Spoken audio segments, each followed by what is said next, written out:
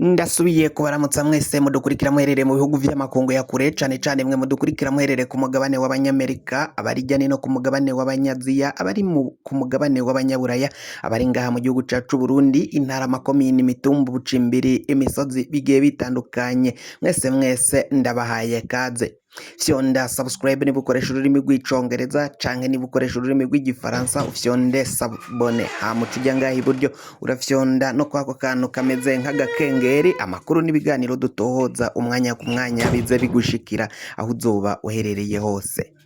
Amakuru azindukiye ngaha mu gihugu cacu Burundi, ibintu bibandanya kuba bibi cane ngaho mu ntara ya Bubanza. Igitero gikomakomeye cane ca Rede Tabara caraye gihitanye abasirikari muri iyi ndwi dutanguye. Abasirikari baratewe bagavuga ko igitero aho bari batezwe umutego n'abagwanyi ba Rede Tabara. Rede Tabara ivuga ko yishe abasoda benshi cane batazi igitigiri cabo, kuko ngo abasoda b'igihugu c'u Burundi barateruye ibiziga aho bari batezwe umutego n'abo bagwanyi ku ruzi Kajeki. Abagwanyi ba Rede Tabara mu itangazo baciye basohora bicishijwe ku rubuga rwabo rwa X, aho vyashizwe hanze n'umuvugizi w'uyo muhari Rede Tabara. Umuvugizi wayo ni Patrick Nahimana.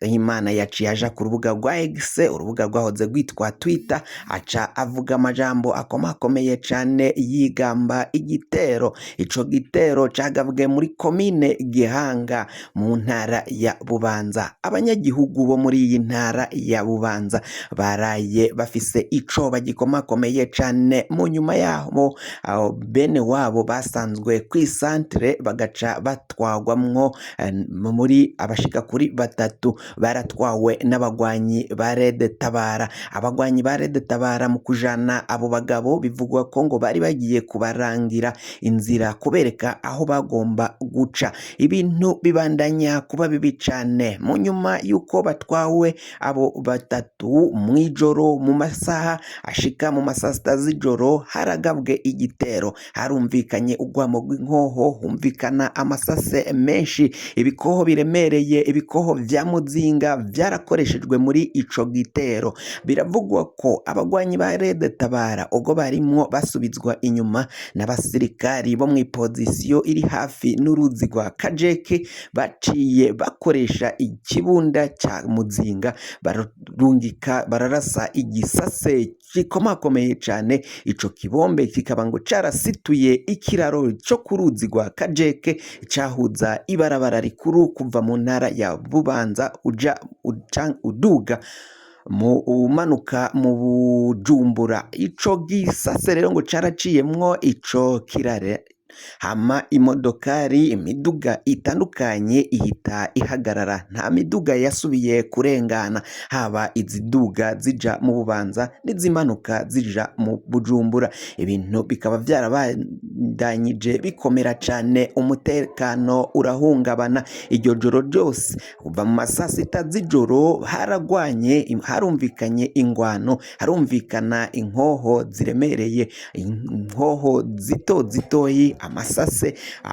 Iyo ngwano bivugwa ko yavuye mw'ayo masaa sita z'ijoro gushika mu masaa 9 z'ijoro niho haheze kumvikana urwamo rw'inkoho. Biravugwa ko rero abasoda Burundi baciye basubizayo abo bagwanyi, ariko bikaba bivugwa ko batamenyekanye aho baciye barengera, canke niba barasubiye mu gihugu ca Repubulika iharanira intwaro rusange ya Kongo, canke niba bari ngaha mu gihugu c'u Burundi. Bukeye bwaho mu gatondo ku munsi wa kabiri nibwo abasirikari n'abapolisi bazindukiye mu mihana ituriye ngaho kuri urwo ruzi rwa Kajeke.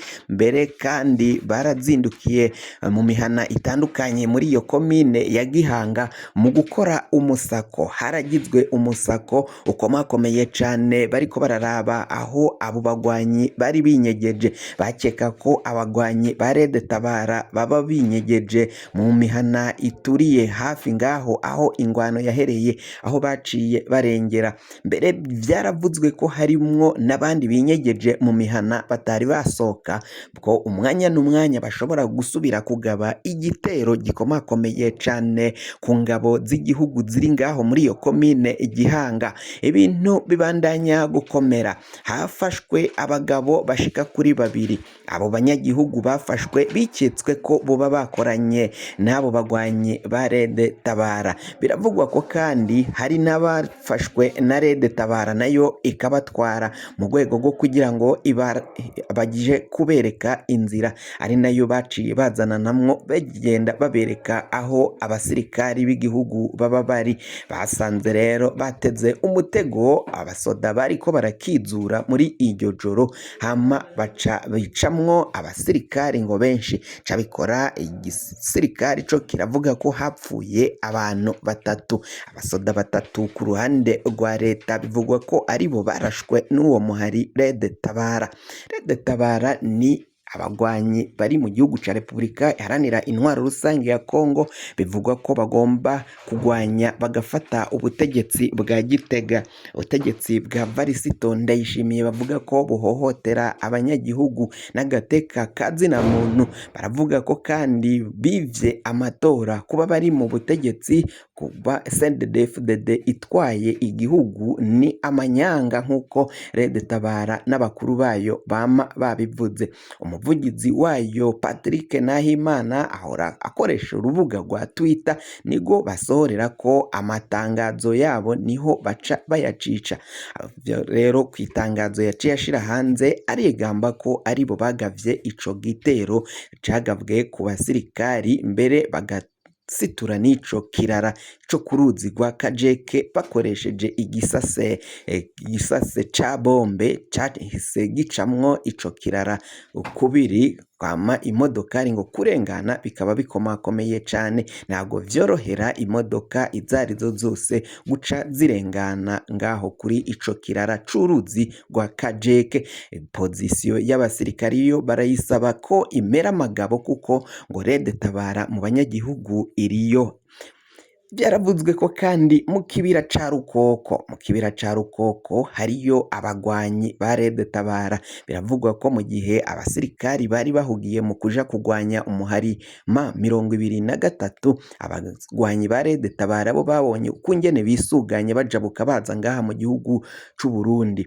Mu ntara ya Bubanza haragiye humvikanayo cane cane ibitero bikozwe na Rede Tabara muri komine Musigati, zone Rugazi. Murazi kungene vyaciye bigenda umwaka waheze, baraciye bagabayo ibitero ngaho muri komine Musigati, komine Gihanga n'izindi komine zitandukanye ngaha muri iyi ntara ya Bubanza. Hama havuzweyo umutekano mukeyi, abagwanyi ba Rede Tabara bahora bagabayo ibitero vyibonekeza ko bafiseyo abantu ha indaro bakanabaha indya. Mwarumvishe twarabashikirije ukungene uyu Rajabu Hussein yavuze ukungene afise abagwanyi mu Bubanza benshi cane bamushigikira. Aravuga ukungene aca arungika abagwanyi ko kandi bazokwama baharanira ko bazofata igihugu, bagatembagaza intwaro ya CNDD-FDD, intwaro y'agahotoro, intwaro y'agacinyizo. Bavuga ko ivyo bagwaniye, uyo ni Rajabu, ivyo yaciye agira mu ishamba akagwanira bakiri umuhari FDD, baciye badohoka bakabivako atari vyo bariko barakurikiza ngaha mu gihugu c'u Burundi.